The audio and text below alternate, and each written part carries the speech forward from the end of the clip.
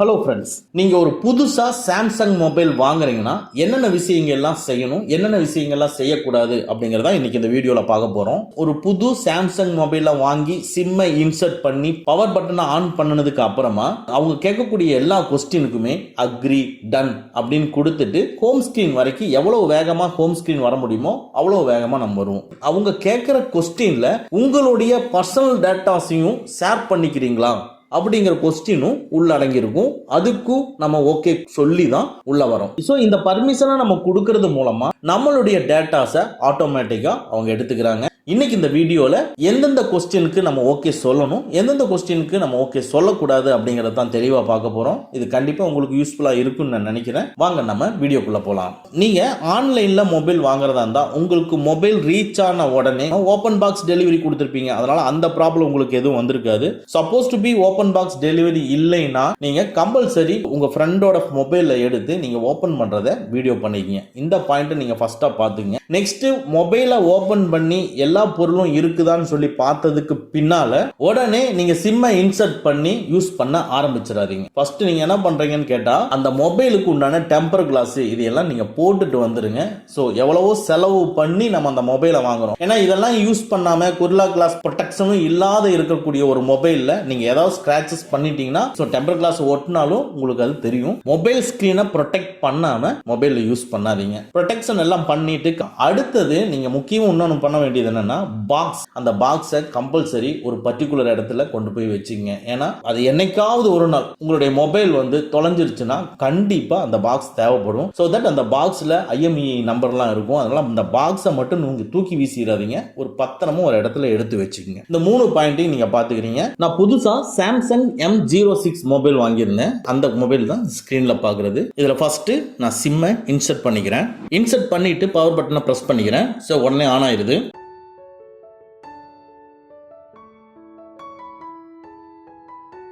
So ஸ்க்ரீனில் பார்க்குற மாதிரி இப்படி டிஸ்பிளே ஆகும். இதில் ஸ்டார்ட்டை கிளிக் பண்ணிக்கங்க. பாருங்க, ஃபார் யுவர் ரிவ்யூ அப்படின்ட்டு first end user license agreement, செகண்டா privacy policy, third and fourth பாருங்க sending of diagnostic data and agree to all. இந்த தேர்ட் அண்ட் ஃபோர்த் மட்டும் ஆப்ஷனும் கொடுத்துருக்காங்க. ஃபர்ஸ்ட் ரெண்டையும் நம்ம கம்பல்சரி எனேபிள் பண்ணிக்கணும். இந்த தேர்ட் அண்ட் ஃபோர்த்து நம்ம எனேபிள் பண்ணணும்னு அவசியம் கிடையாது. எனேபிள் பண்ண வேண்டாம். ஓகேங்களா?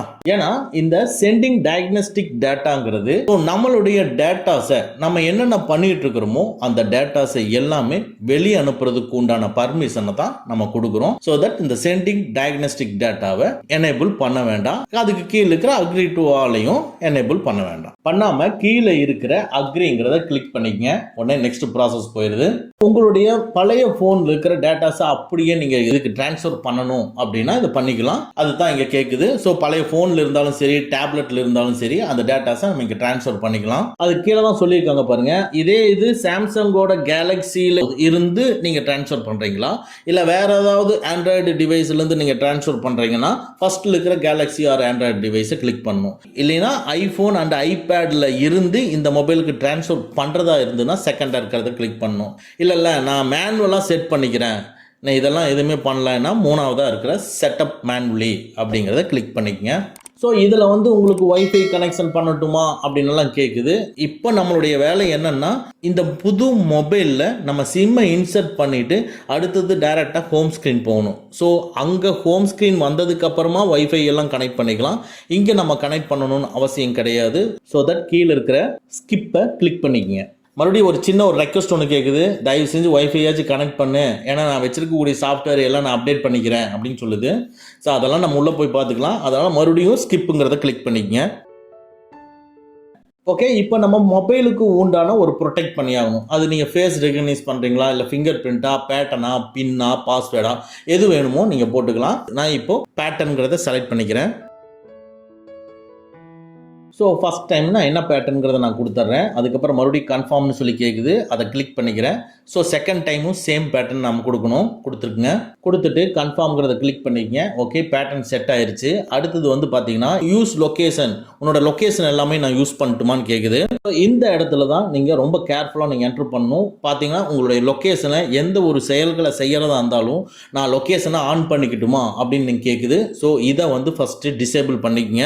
டிசேபிள் பண்ணிட்டு அப்படியே லைட்டாக ஸ்க்ரோல் பண்ணுங்க. அடுத்தது அலோவ் ஸ்கேனிங்னு கேட்குது. இது எனேபிளில் இல்லை. எனேபிளில் உங்களுக்கு இது இருந்ததுன்னா அதை டிசேபிள் பண்ணிக்கங்க.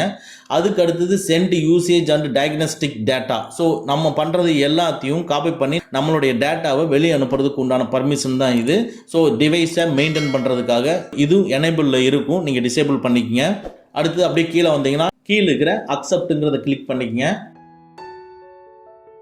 நெக்ஸ்ட் ஸ்கிரீன் வந்துருச்சு. ஃபர்ஸ்டா இருக்கிற டேர்ம்ஸ் அண்ட் கண்டிஷனை செலக்ட் பண்ணிக்கங்க. நெக்ஸ்ட் வைஃபையை நம்ம ஆக்டிவேட் பண்ணாம இருந்ததுனால கீழே இருக்கிற turn on the customisation service on this phone, get news and special offer, அதுக்கு கீழே இருக்கிற இம்ப்ரூவ் பர்சனலைஸ் ஆட்ஸ், இது எல்லாமே உங்களுக்கு ஒர்க் ஆகாது. ஓகேங்களா? இப்போ இதை எனேபிள் பண்ணட்டுமான்னு சொல்லி கேட்குது. இதுலையும் இந்த மூணுலையும் நீங்க தயவு செஞ்சு எனேபிள் பண்ணாதீங்க.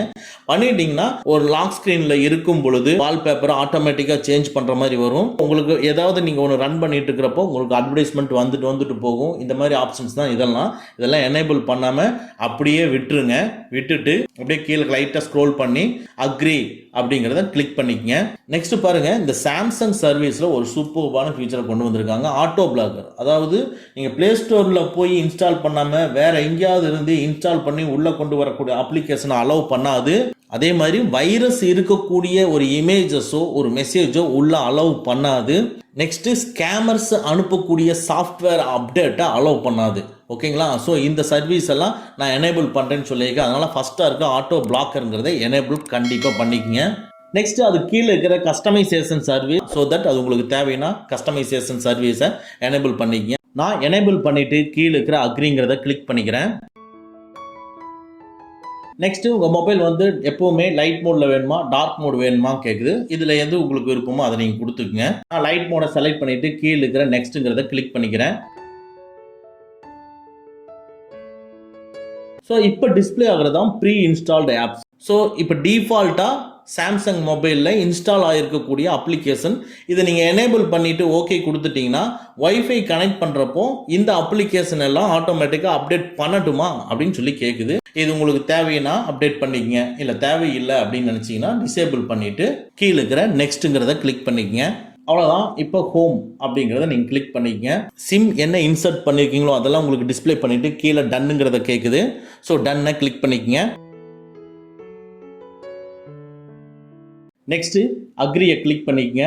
நெக்ஸ்ட் வைஃபை காலிங் கேட்குது. ஸோ அது ஓகேவும் கிளிக் பண்ணிக்கலாம், இல்லைன்னா டர்ன் ஆஃப் வைஃபை காலிங்கை கிளிக் பண்ணிக்கலாம். நான் turn of wifi calling click பண்ணிக்கிறேன். அவ்வளோதான். இப்போ புதுசாக வாங்கின சாம்சங் மொபைலில் ஹோம் ஸ்க்ரீன் டிஸ்பிளே ஆகுது. இப்போ நெக்ஸ்ட் இந்த சாம்சங் மொபைலில் ஹோம் ஸ்க்ரீன் வந்ததுக்கு அப்புறமா நீங்கள் ஃபர்ஸ்ட் என்ன பண்ணணும்னு கேட்டிங்கன்னா, முக்கியமான விஷயம், இந்த மொபைலில் ஆல்ரெடி அப்டேட் வந்திருக்கா அப்படின்னு சொல்லி பார்க்கணும். அதாவது ஃபர்ஸ்ட் அந்த மொபைலில் ரிலீஸ் பண்ணும் பொழுது ஏகப்பட்ட பக்ஸ் இருக்கும். ஸோ தட் அதை ரிமூவ் பண்ணுறதுக்கு அப்டேட் கொடுத்துக்கிட்டே இருப்பாங்க. அதனால ஃபர்ஸ்ட் உங்களுடைய மொபைலில் அப்டேட் வந்திருக்கான்னு சொல்லி செக் பண்ணுங்க. அப்டேட் வந்திருந்ததுன்னா உடனே அப்டேட் பண்ணிக்கங்க.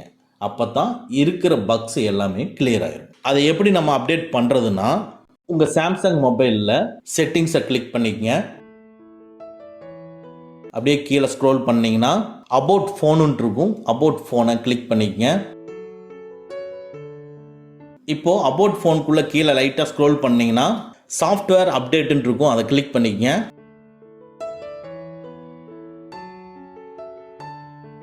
உடனே டவுன்லோட் அண்ட் இன்ஸ்டால்னு இருக்கும். அதை கிளிக் பண்ணிக்கங்க. உடனே அப்டேட்ஸ் ஏதாவது இருக்கா அப்படின்னு சொல்லி செக் பண்ணுது. ஸோ நான் நெட்வொர்க்கை கனெக்ட் பண்ணாதனால அப்டேட் ஆகலை. ஸோ தட் நம்ம என்ன பண்ணணும்னா வைஃபையை கனெக்ட் பண்ணியோ இல்லை மொபைல் டேட்டாவை கனெக்ட் பண்ணிட்டோ நீங்கள் அப்டேட்டுன்னு நீங்கள் கிளிக் பண்ணிங்கன்னா ஆட்டோமேட்டிக்காக உங்களுக்கு அப்டேட் ஆகும். ஸோ கீழே பார்த்தீங்கன்னா அப்டேட் வந்து டவுன்லோடுன்னு கேட்குது. ஸோ கிளிக் பண்ணிங்கன்னா ஆட்டோமேட்டிக்காக அப்டேட் வந்து டவுன்லோட் ஆக ஆரம்பிச்சிடும்.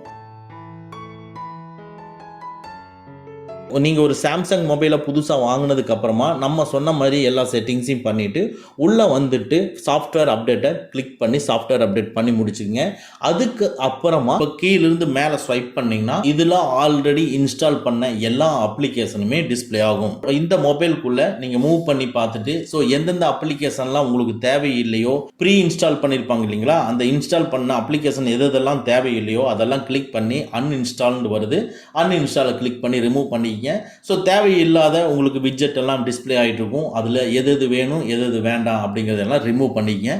ரிமூவ் பண்ணினதுக்கப்புறமா நம்ம இன்னுமே எந்த ஒரு அக்கௌண்ட்டையுமே ஆட் பண்ணாமல் இருக்கோம். ஸோ ப்ளே ஸ்டோரை ஓப்பன் பண்ணி நீங்கள் ஒரு ஜிமெயில் அக்கௌண்ட் ஆட் பண்ணிக்கலாம்.